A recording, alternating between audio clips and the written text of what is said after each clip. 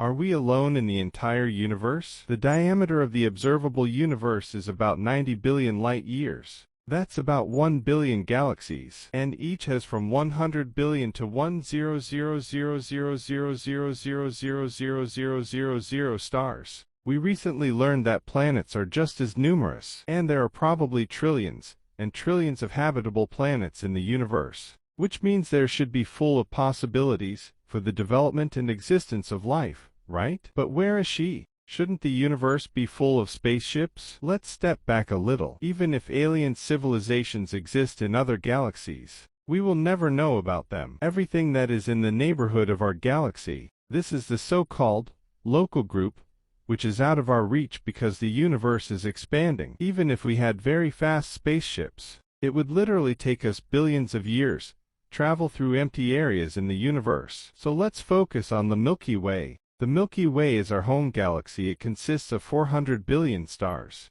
This is so many that for every grain of sand on Earth there are 10,000 stars. That's about 20 billion sun-like stars in the Milky Way, and according to various estimates, 1 in 5 has a planet the size of Earth, located in the habitable zone, areas with habitable conditions. If only 0.1% of these planets harbor life, then there must be 1 million planets with life in the Milky Way. But wait, even more. The Milky Way is about 13 billion years old. In the beginning he was unfit for life, super civilizations, because everything exploded. But after 1 billion years the first habitable planets appeared. The Earth is only 4 billion years old, so there were likely trillions of opportunities for life to originate on other planets in the past. If only one of them had developed into a super civilization, then we would have noticed it by now. So what does a super civilization look like? There are 3 categories. The first type of civilization fully utilizes all the resources of their planet. In case you're wondering,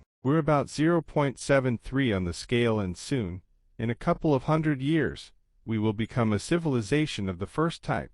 Civilizations of the second type have access to the energy of their home star. This will require serious science fiction, but, in principle, it is possible. Concepts like a Dyson sphere, a giant sphere surrounding the sun, are entirely possible. The third type of civilization controls the entire galaxy and its energy, so advanced an alien race will seem godlike to us. But why should we even see this kind of alien civilization there? If we build generation ships capable of supporting a population for at least 1,000 years, we will be able to colonize our galaxy in 2 million years. This sounds like a long time, but remember, the Milky Way is huge, and if it takes a couple of million years to colonize the entire galaxy and perhaps millions, if not billions, of planets in the Milky Way capable of supporting life, means that other life forms had significantly more time than us. So, where are all the aliens? This is the Fermi paradox, and no one has the answer. Filters. But we have a couple of thoughts. Let's talk about filters. Here,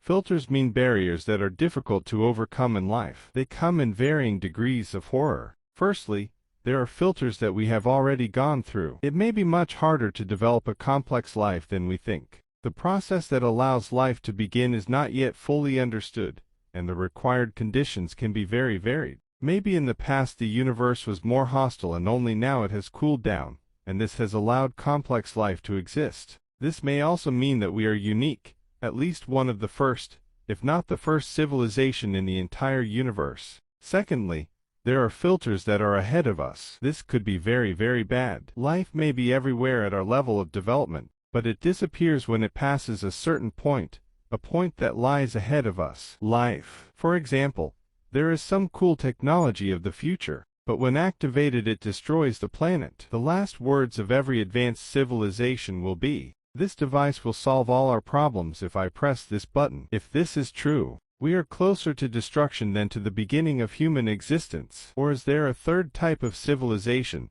that monitors the universe, and when a civilization reaches sufficient development, it is destroyed in an instant? There may be something that is better not to know. There's no way to know. One last thought.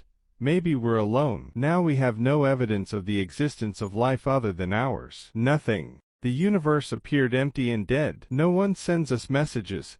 No one answers ours. Perhaps we are completely alone, stuck on a tiny ball of earth and water, in the entire universe. Does this scare you? If yes, then your reaction is completely normal. If we allow life to perish on this planet, then perhaps there will be no more life left in the entire universe. Life will disappear, perhaps forever. If this is so, then we should attempt to become the first civilization of the third type, to preserve the faint spark of existing life, and spread it as long as the universe exists and disappear into oblivion. The universe is too beautiful not to be explored by someone.